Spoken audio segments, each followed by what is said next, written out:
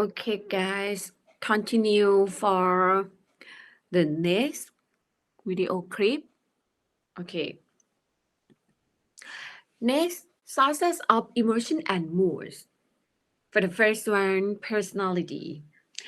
Moods and emotion have a personality trait component, meaning that some people have built-in tendencies to experience certain moods and emotions more frequently than others do. People also experience the same emotions with different intensities. The degree to which they experience them is called their effect intensity.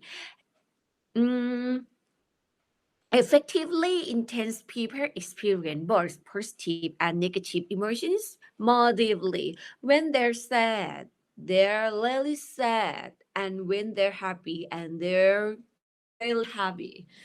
Okay, next, day of the week and time of the day. Okay, first, time of day. Moods vary by the time of day. However, research suggests most of us actually follow the same pattern. This is very interesting. You can uh, observe yourself about day of the week and time of the day. Think about yourself is true from this theory. Levels of positive effect tend to peak in the late morning in 10 to noon and then remain at that level until early evening around 7 p.m. Starting about 12 hours after walking, positive effect begins to drop until midnight. And then for those who remain awake, the drop accelerates until positive mood picks up again after sunrise. As for negative effect, most research suggests in fluctuates less than positive effect, but the general trend is for it to increase over the course of a day, so that it is lowest early in the morning and highest late in evening. The fascinating study assessed moods by analyzing millions of Twitter messages from across the globe. The researcher noted the presence of words connoting positive effects, happy, excited, and negative. For example, sad, angry, anxious effect. You can see the trend they observe in the positive effect parts. Um, Daily functions in moods follow a similar pattern in most countries. These results are comparable to what we reported above from previous research.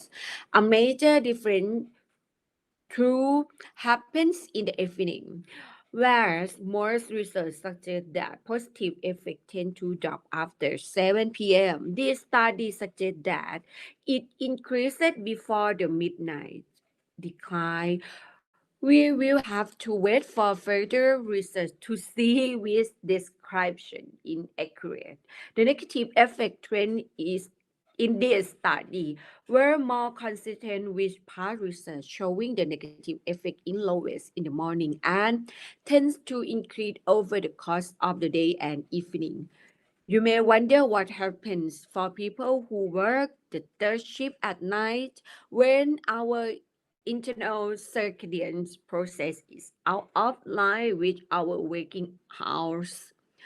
Our moods and well-being are likely to be negatively affected. However, researchers studying how the body inner clock and be adjusted have found that governing our exposure to light may allow us to shift our circadian rhythm trust by manipulating light and darkness. Someone who is awake at night might have a similar mood cycle to someone who sleeps at night. And the next one, day off week.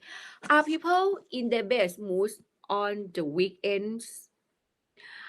In most cultures, that is true.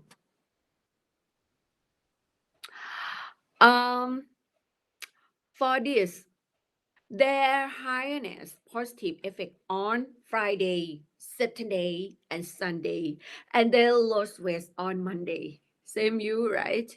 As shown about the study of Twitter messages for the trend from Twitter.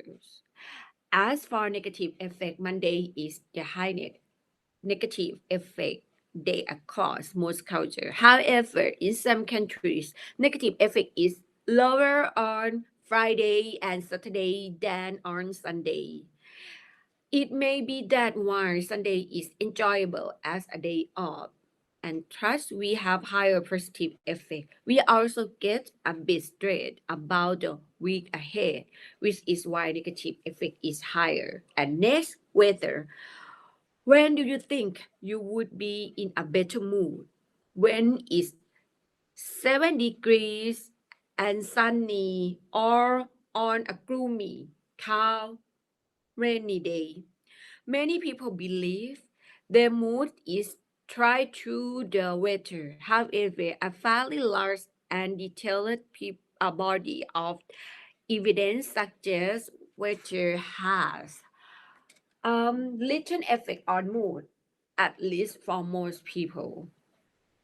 One expert concludes, contrary to the prevailing cultural view, this data indicate that people do not report a better mood on bright and sunny day, or conversely a worse mood on dark and rainy day.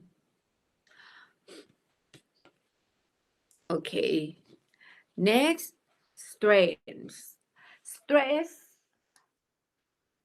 as you might imagine, stressful even at work. Oh, too busy, too much work. Okay, negative effect moods. An effect of stress also built over time, as authors of one study. A constant diet of even low-level stress food even has a potential to cause workers to experience gradually increasing levels of strain over time. Mounting levels of stress can worsen our moods as we experience more negative emotions. Although sometimes we trip on it, most of us find stress usually takes a toll on our mood. In fact, when situations are overly emotional, change, and stressful, we have a natural response to disengage, to literally look away. And next, social activities. Sleep. On positive side, increase regular sleep enhance creativity, performance, and career success. University of California, San Diego researcher calculated that for employees who do not sleep enough, a 1 hour create in long run average sleep increases wage by 16%, equivalent to more than a year of schooling. Other researchers are trying to reduce how much sleep is needed for high functioning through dark therapy, hoping to find something better than caffeine. Next, exercise. You often hear people choose exercise to improve their mood. Dance with therapy really work. It appears so. Research consistently shows exercise enhances people's positive mood while not terrible strong overall. The effects are strongest for these who are depressed. Age.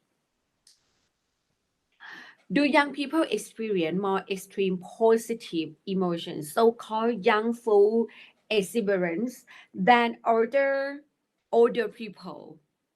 Surprisingly, no.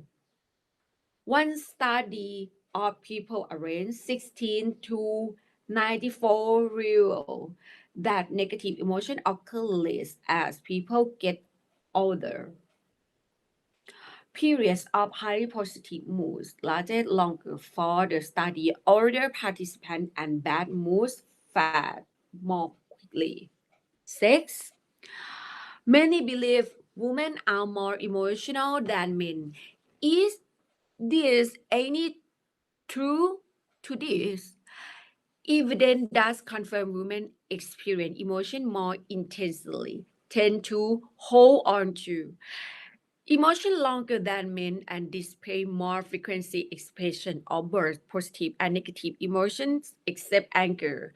Evidence from a study of participants from 37 different countries found that men consistently reported higher level of powerful emotion like anger, whereas women report more powerless emotion like sadness and fear. Thus, there are some sex differences in the experience and expression of emotion.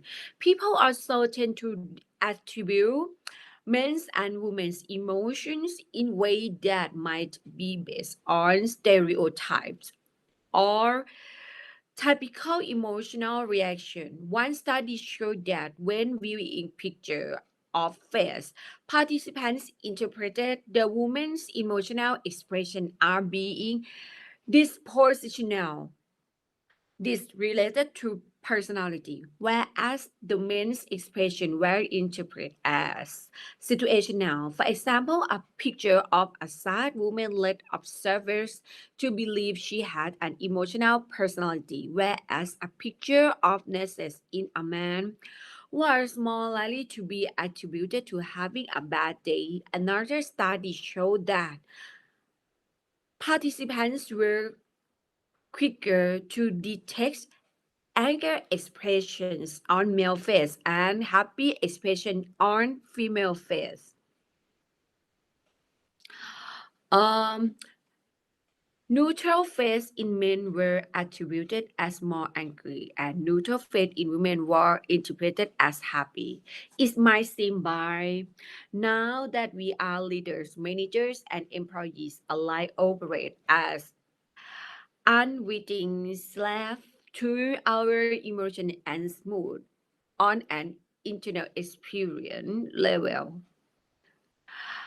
This may be true, yet we know from our workplace experience that people are not expressing every belief emotion that first through their consciousness. Let's put together what we learned about emotions and mood with workplace coping strategies, beginning with emotional level.